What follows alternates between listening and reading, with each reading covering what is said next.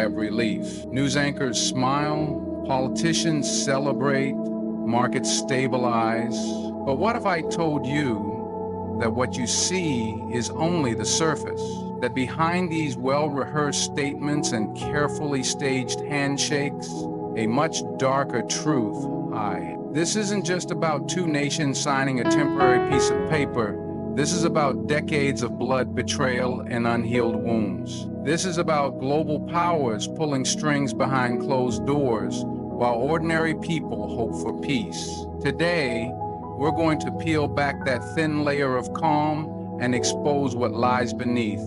Today, you will see the difference between real peace and a performance designed to fool the world. Stay with me till the very end, because what you're about to hear, most will never dare to say out loud. And once you know the truth, you'll never look at these headlines the same way again.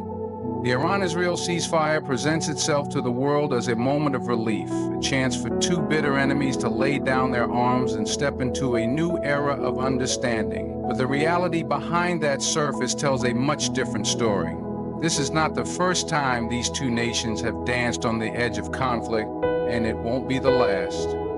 For decades, Iran and Israel have been locked in a struggle that goes far beyond simple territorial disputes or temporary provocations. This is a battle rooted in ideology, history, and a deep mistrust that no ceasefire can simply erase.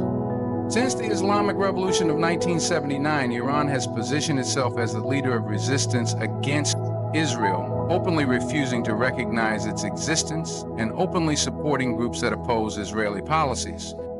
For Iran, this conflict is not just about politics. It's a matter of religious and moral duty.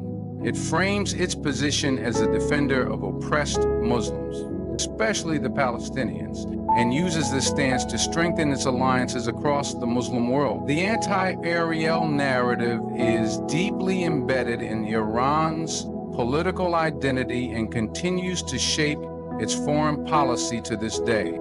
On the other side, Israel views Iran as the most dangerous threat to its existence. Iran's pursuit of nuclear capabilities, its financial and military support for Hezbollah, Hamas, and other proxy groups, and its repeated calls for Israel's destruction fuel Israel's defensive and often aggressive posture.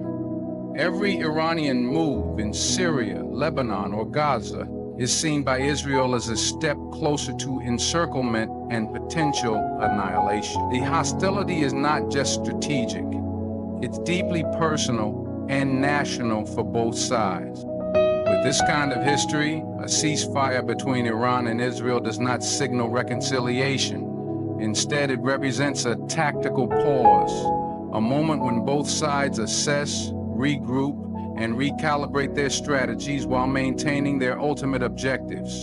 The war continues, just in different forms.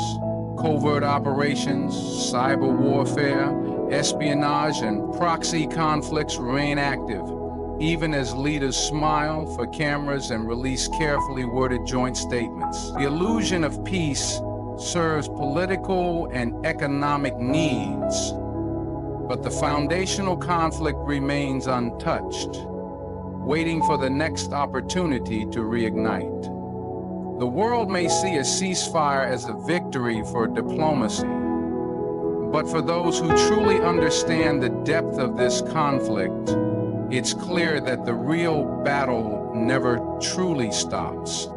The ceasefire between Iran and Israel did not emerge in isolation. It is heavily shaped by the invisible hands of global powers who each have their own interests in preventing an all-out regional war. The Middle East has long served as a stage for the world's major players to assert influence, control resources, and shape political outcomes. For the United States, Israel remains a critical ally, a cornerstone of its strategy in the region. Washington consistently backs Israel's security concerns, providing military aid, intelligence, and diplomatic support. Yet the U.S. also recognizes that a direct, extended conflict between Israel and Iran could destabilize global markets disrupt oil flows, and drag American forces into another costly Middle Eastern war, something it increasingly wants to avoid. Therefore, when tensions rise dangerously high, the U.S. often steps in quietly, applying pressure behind the scenes to steer both parties toward temporary de-escalation. Russia plays a different but equally calculated game. Deeply entrenched in Syria, where both Iranian forces and Israeli interests intersect, Russia seeks to maintain its foothold without allowing open war to jeopardize its regional position. Russia has developed working relationships with both Iran and Israel, carefully balancing its military operations and diplomatic moves to preserve its influence. Full-scale war threatens to unravel the fragile equilibrium Russia has built, which is why Moscow often supports back-channel negotiations to cool tensions when they escalate. China approaches the conflict primarily from an economic perspective. As one of Iran's largest oil customers and a growing investor in its infrastructure, China benefits from stability that allows uninterrupted energy imports. At the same time, China has cultivated strong business ties with Israel, particularly in technology and innovation. Open conflict between Iran and Israel could disrupt these interests and force China into difficult diplomatic position. By supporting ceasefire efforts, China seeks to safeguard its expanding economic footprint across both nations. The European Union also has stakes in the region's stability, fearing that an uncontrolled war could trigger new waves of refugees, further energy crises, and economic turmoil within its borders. European diplomats often position themselves as brokers of peace, not necessarily because they believe in a long-term solution, but because they are desperate to prevent immediate consequences that could destabilize their own fragile economies and political landscapes. In the end, these global powers play a constant game of pressure, persuasion, and calculated interference, not necessarily to resolve the conflict, but to contain it. Their efforts produce ceasefires that serve short-term global stability while leaving the core issues untouched, allowing the conflict to simmer beneath the surface, always ready to erupt again. While the world focuses on the geopolitical drama between Iran and Israel, the internal pressures both nations face play a crucial role in driving them toward temporary ceasefires.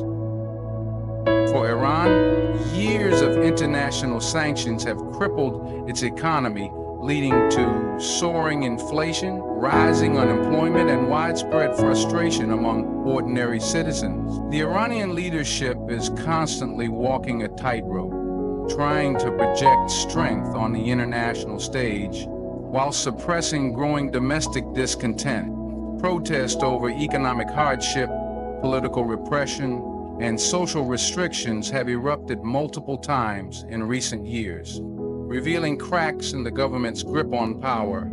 As the economic pain deepens, the leadership understands that prolonging external conflicts only amplifies internal dissatisfaction, potentially threatening their control. Agreeing to a ceasefire provides temporary relief from external threats and buys time to manage growing internal instability. Israel, too, faces its own complex domestic challenges. In recent years, political instability has plagued the country, with multiple rounds of elections, shifting coalitions, and deep divisions over controversial judicial reforms and social policies. Large-scale protests have flooded the streets, reflecting a population deeply divided over the country's direction. These internal fractures complicate the leadership's ability to sustain prolonged military engagements without risking political fallout. While external threats often serve to unite the population under a banner of national security, extended conflicts carry the danger of civilian casualties, economic disruptions, and declining public support.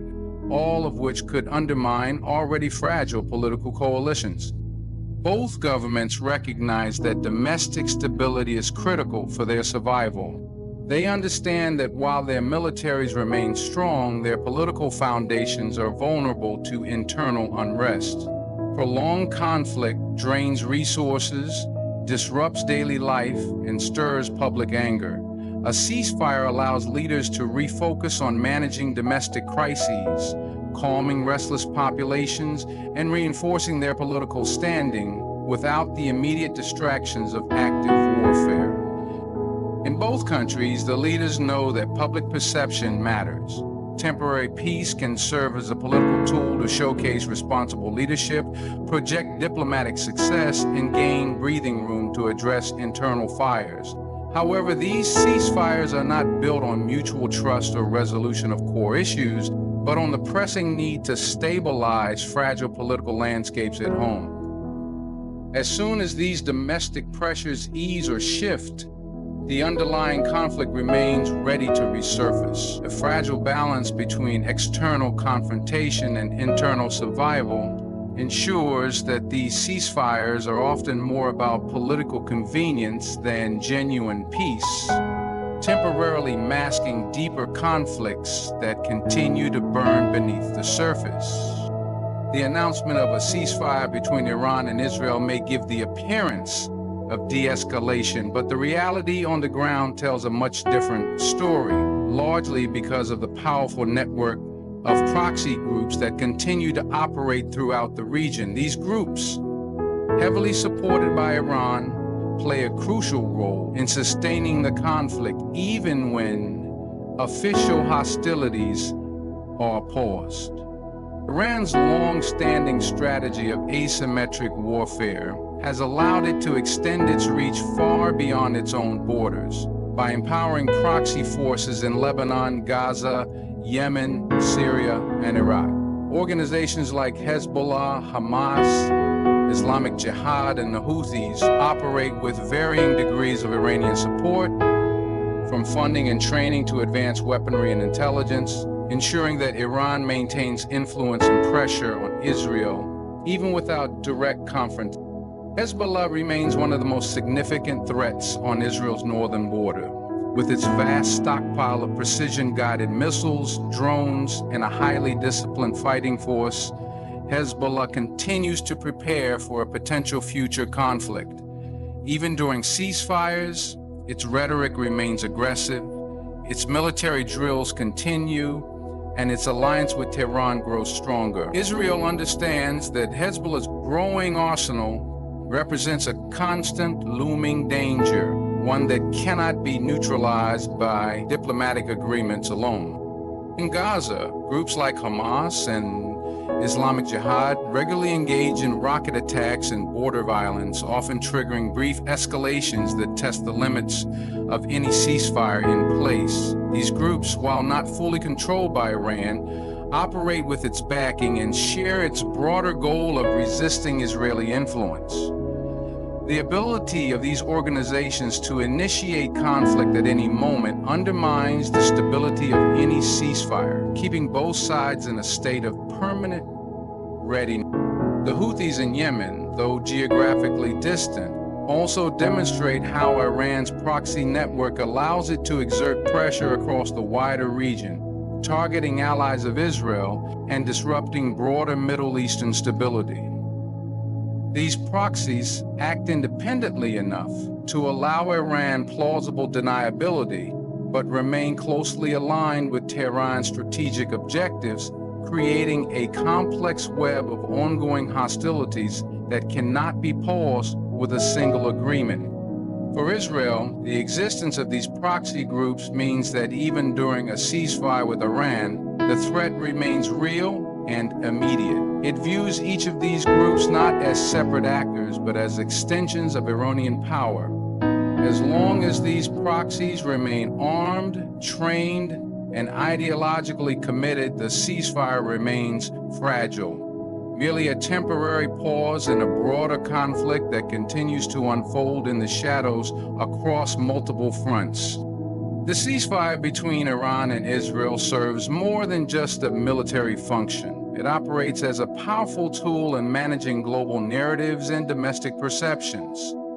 In the world of international politics, the image of peace often carries greater value than the substance of it. Both nations understand the strategic benefits of appearing to pursue peace, especially when doing so can gain diplomatic favor, calm financial markets, and reduce external pressure from influential global powers. These staged agreements allow leaders to control the story being told to the world, shifting attention away from the deeper issues that remain unresolved. For Iran, agreeing to a ceasefire provides a momentary break from the relentless scrutiny of the international community. The image of a cooperative Iran willing to engage in dialogue allows it to present itself as a rational actor rather than an aggressive destabilizer. This appearance can ease diplomatic isolation, open limited economic opportunities, and soften the narrative used by adversaries to justify sanctions and international pressure. At the same time, the Iranian leadership understands that the ceasefire does not require them to abandon their long-term strategic objectives or ideological commitments. It simply buys time while maintaining the broader resistance framework that defines their foreign policy. Israel benefits from the optics as well, with global criticism often directed at its military operations, especially regarding civilian casualties in Gaza and Lebanon. Israel uses ceasefires to demonstrate its willingness to de-escalate and pursue peace. This narrative plays well with Western allies and helps secure ongoing diplomatic and financial support. Ceasefires also reassure investors in international businesses that periods of stability will allow normal economic activity to continue, protecting Israel's high-tech economy and its global partnerships. For global powers such as the United States, Russia, China, and the European Union, these staged agreements serve as convenient diplomatic victories. They allow these nations to claim success in preventing wider conflict without having to engage deeply in resolving the core issues.